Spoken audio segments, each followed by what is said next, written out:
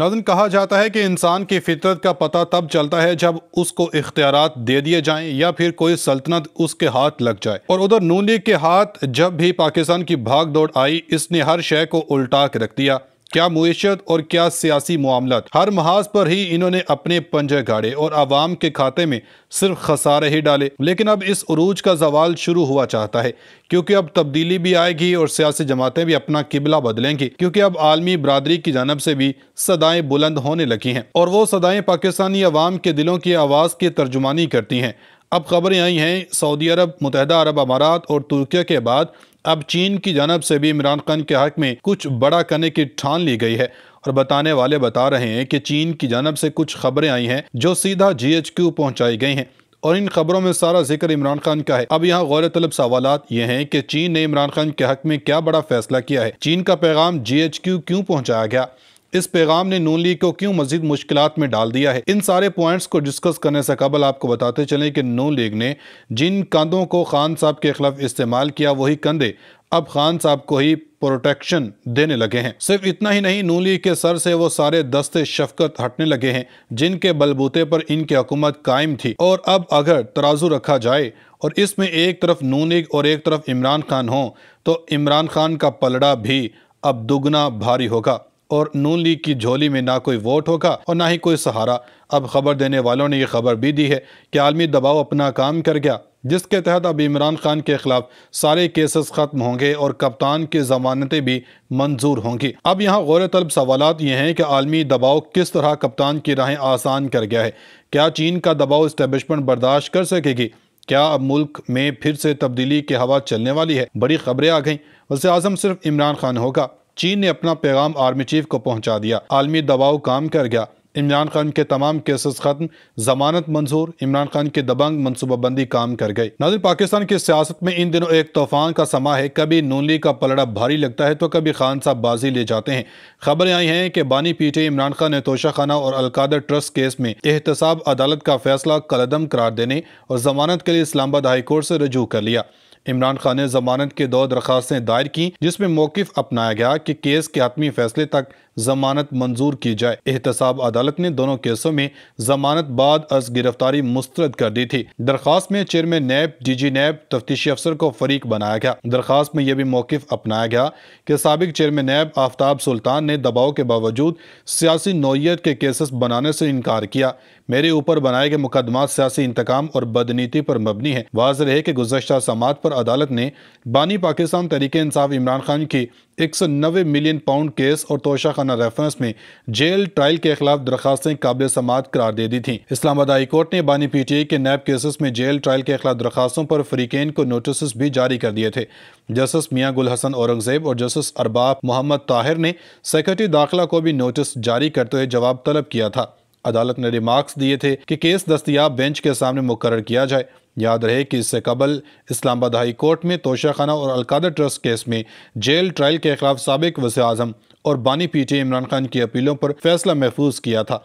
तोशा खाना और Al-Qadir trust case में जेल ट्रायल के खिलाफ इमरान खान की अपील पर इस्लामाबाद हाई कोर्ट के जस्टिस मियां गुल हसन औरंगजेब और जस्टिस अरबाब मोहम्मद ताहिर ने समाअत की थी। कबल अजी 17 जनवरी को होने वाली समाअत में इस्लामाबाद हाई कोर्ट ने तोशा खाना और अलकादर ट्रस्ट केस में जेल ट्रायल के खिलाफ इमरान खान की अपीलों पर डिवीजन बेंच बनाने के लिए file chief justice Islamabad high court को भिजवा दी थी। नाज़रीन, बात करते हैं आज की अहम तरीन खबर से मुतल्लिक। इत्तलात आई हैं कि इमरान खान के हवाले से अब चीन भी पाकिस्तान के सियासी मैदान में कूद पड़ा है। मीडिया रिपोर्ट्स हैं कि चीन के नायब वजीर खारजा की GHQ में आर्मी चीफ से अहम मुलाकात हुई है। पाक फौज के शोबा तौलकात आमा ISPR के मुताबिक अवामी जमहूरिया चीन के नायब वजीर खारजा सिन वेडोंग ने GHQ में आर्मी चीफ आसिम मुनीर से मुलाकात की। मुलाकात में बाहमी दिलचस्पी के अमूर और 2 तरफा ताल्लुकात ताउन को मजीद बढ़ाने के इकदाम पर तबादला ख्याल किया गया। चीनी नायब वज़ीर ख़ारजा ने कहा कि पाकिस्तान और चीन तमाम मौसमी तज़वीराती शराकतदार हैं। अलावा चीनी वज़ीर ने इलाकाई अमन व इस्तेहकाम के लिए पाकिस्तान की कोशिशों का इतराफ़ किया। CPEC मनसूबों के लिए सिक्योरिटी इंतजामात पर चीन का इत्मीनान का इजहार किया। आर्मी चीफ ने कहा कि पाकिस्तान और चीन के दरमियान ताल्लुकात दोनों ममालिक के अवाम के लिए इलाकाई अमन, इस्तेहकाम और खुशहाली की मुश्तरका सोच पर कायम है। उधर इलेक्शन कमीशन ने NA 171 में रिटर्निंग अफसर को धमकियां देने के केस का फैसला महफूज कर लिया।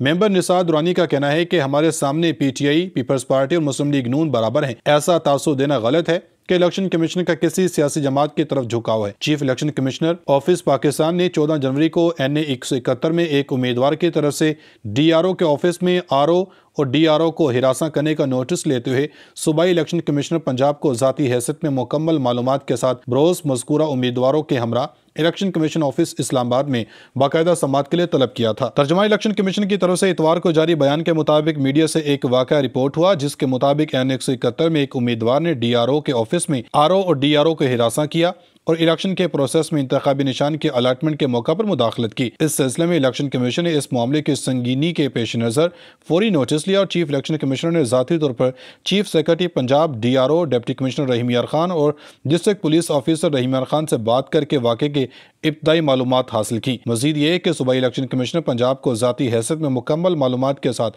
منگل کو انتخابی امیدوار کے ہمراہ الیکشن کمیشن آفس اسلام آباد میں باقاعدہ سماعت کے لیے طلب کیا تھا۔ جب تک اس میں عمران خان کھل کر الیکشن نہیں لڑتے، میں عمران خان کے لیے جدوجہد اس سے کچھ پانے کے لیے کچھ نہیں کر رہا۔ وہ مجھے کیا دے سکتا ہے؟ وہ تو خود جیل میں ہے۔ میں اس دھرتی کا بیٹا ہوں، میرے آباء و اجداد 1000 سال سے یہاں ہیں۔ میں تو اپنی مٹی کا قرض اتار رہا ہوں۔ میں عمران خان کے اقتدار میں اس کا حصہ نہیں بنوں گا، صرف پورے ملک میں اس کی رہائی کی آواز اٹھاؤں گا۔ نہ وہ عمران خان جس نے پاکستانی قوم کی سوچ کو بدلا، انہیں اپنے حق کے لیے کھڑا ہونا، لڑنا سکھایا، آج اسی عمران خان کو بے دردی سے سلاخوں کے پیچھے صرف اس لیے ابھی تک قید رکھا گیا ہے کہ انہیں سیاست سے دور رکھ کر الیکشن سے مطلوبہ نتائج حاصل کیے جا سکیں۔ اب اس حوالے سے کچھ یہ خبریں بھی ہیں کہ سابق وفاقی وزیر فیصل واؤڈا نے کہا کہ الیکشن میں نون لیگ کی 80 سے بھی کم نشستیں ہوں گی۔ PTI الیکشن سے نکل گئی ہے، آزاد امیدوار ہوا کا رخ دیکھ کر چلیں گے۔ انہوں نے ARY نیوز کے پروگرام میں گفتگو کرتے ہوئے کہا کہ میں نے کہا تھا بیلٹ پیپر پر بلے کا نشان نہیں ہوگا، وہ درست ثابت ہوا۔ یہ بھی کہا تھا الیکشن میں آزاد امیدوار ہوں گے، وہ بھی درست ثابت ہوا۔ ہمارا عدالتی نظام ہے، جب چاہے 9 کر دے، جب چاہے 6 کر دے، جس وقت جس کی مرضی ہوتی ہے وہ 6 کرتا ہے، پھر اسی کو 9 کر دیتا ہے۔ سپریم کورٹ کے جج جن نے استعفے دیے ان کی کرپشن کی فائلز ہیں۔ نسلہ ٹاور غریبوں کا تھا، اس کو گرا دیا گیا، منظوری دینے والوں کو کچھ نہیں کہا گیا۔ پیپلز پارٹی اور نون لیگ تباہی کے ذمہ دار ہیں، کیا یہ صورتحال ٹھیک کریں گے؟ اسحاق ڈار جیسے لوگوں کو واپس لائیں گے تو کیا یہ لوگ معیشت کو ٹھیک کریں گے؟ ریس میں تنہا دوڑ کر بھی دوسرے تیسرے نمبر پر آئیں تو کیا کہہ سکتا ہوں؟ ریس کا بھی وقت ہوتا ہے، اس میں بھی تاخیر ہوگی تو دوسرے نمبر پر ہی آئیں گے۔ حکومت 8-10 ماہ چلے گی تو نون لیگ اور پیپلز پارٹی ساتھ نہیں بیٹھیں گے۔ آصف زرداری کے بغیر حکومت چلنا مشکل کام ہو جائے گا۔ آصف زرداری کی پریزیڈنسی میں تصاویر لگتی نظر آ رہی ہیں۔ آصف زرداری نے کہا میرا بیٹا اور آپ جوان لوگ ہیں، ملک کو آگے چلائیں۔ سیاسی بورڈ پر آصف زرداری ماہر ہیں، اس کا اعتراف کرنا چاہیے۔ سب اپنے سیاسی مفادات کے ساتھ سیاست کرتے ہیں، کسی کو ملک کا مفاد عزیز نہیں۔ الیکشن کو PIA کے فلائٹ سے منسوب کر چکا ہوں، پتہ چلا ہے جہاز کا ایک انجن سٹارٹ ہو گیا ہے، دوسرے پر کام چل رہا ہے۔ نگراں حکومت نے معیشت کو سنبھالا دیا اور بے یقینی کی کیفیت کو ختم کیا۔ یہ بتا سکتا ہوں کہ الیکشن میں کتنے لوگ ہارنے والے ہیں۔